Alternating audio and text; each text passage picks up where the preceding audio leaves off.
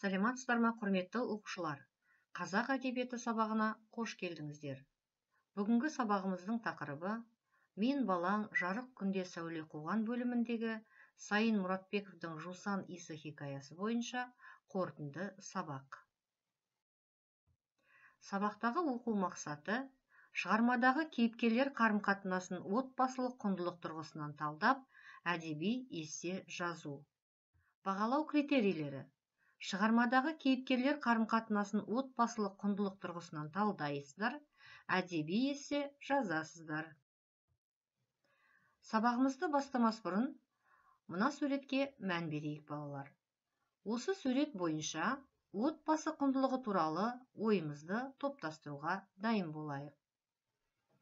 Суретке мән беретін болсақ, мұнда отбасының суреті бейнеленген. Отбасы табиғат сыйлаған кереметтердің бірі. Жеке адамның бойындағы ар-ұятын, ақыл-ойын, адамгершілігін, мәдениеттілігін тәрбиелеуде отбасы алғашқы қадам. Отбасы өте қажетті, басқадай еш нәрсемен өзгертуге болмайтын баспалдақ. Яғни адам өмірінде ең маңызды рөл атқаратын отбасы болып табылады екен. Бұл тапсырманың дескрипторы.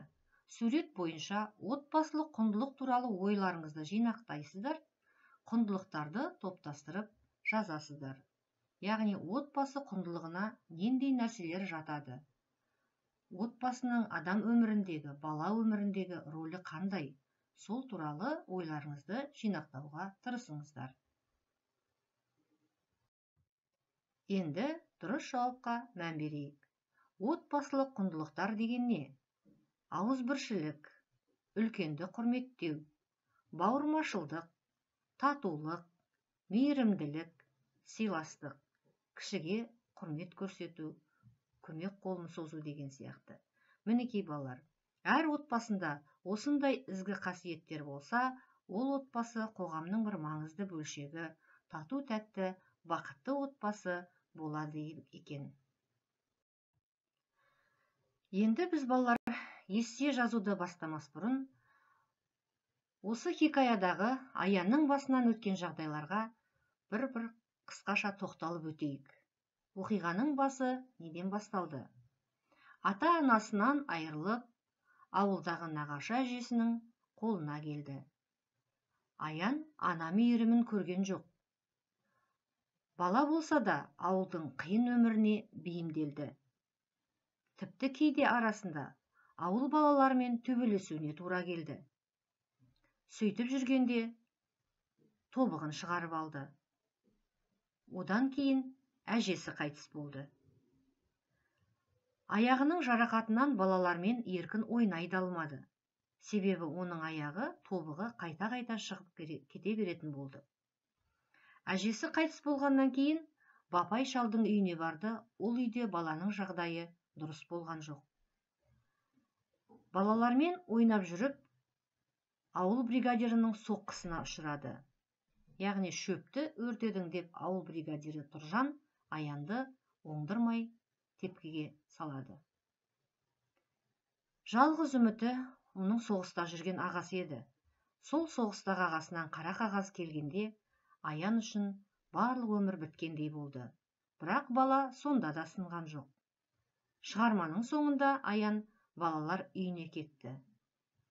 Оқырмандар үшін Аянның арғарай тағдыры не болғаны беймәлім. Міне балалар, Аянның басынан өткен осы жағдайларды ескере отырып, сабақтың басында көрсетілген отбасы туралы, отбасы құндылығы туралы суретті ескере отырып, сіздер еркін жазу әдісі бойынша шығармадағы кейіпкерлер қарым-қатынасын отбасылық құндылық тұрғысынан талдап, Аянның тағдыры неге ауыр болды тақырыбына әдеби эссе жазыңыздар. Сөз көлемі 50-60 сөзден кем емес.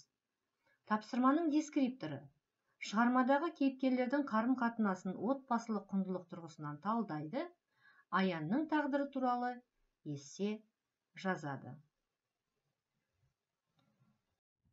Енді өзімізді бір тексеріп көрейік.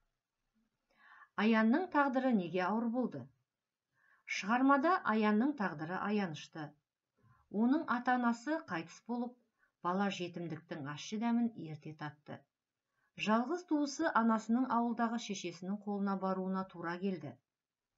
Баланың жалғыз жанашыры мен туысы, әжесі қайтыс болады. Ауыл балалары оның жалғыз алданышы. Олар Аянның ертегісін тыңдау үшін ғана жүрген сияқты. Олардың шанасымен ойнау үшін күнде бір ертегі ойластырады. Аяғын мертіктіріп алуы да оған ауыртпалыға келді. Еркін ойнай да алмайды. Әжесі қайтыс болғаннан кейін Бапай шалдың үйінде жағдайы жаман болды.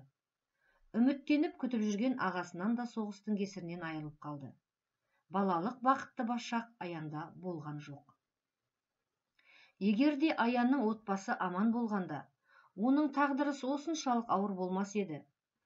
Отбасының бала өміріндегі орны маңызды екенін осы шығарма дәлелдеп отыр.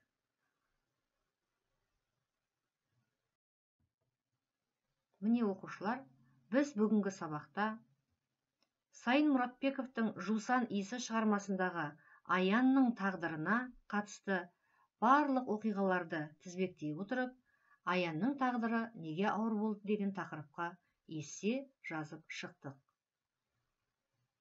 Енді оқу тапсырмасына мән беріңіздер. Сіздерге берілген сілтеме арқылы Сайын Мұратбековтың өмірі мен шығармашылығы туралы ақпараттарды жинақтап, хронологиялық кесте толтырып жазыңыздар. Осымен бүгінгі сабағымыз аяқталды. Сау болыңыздар.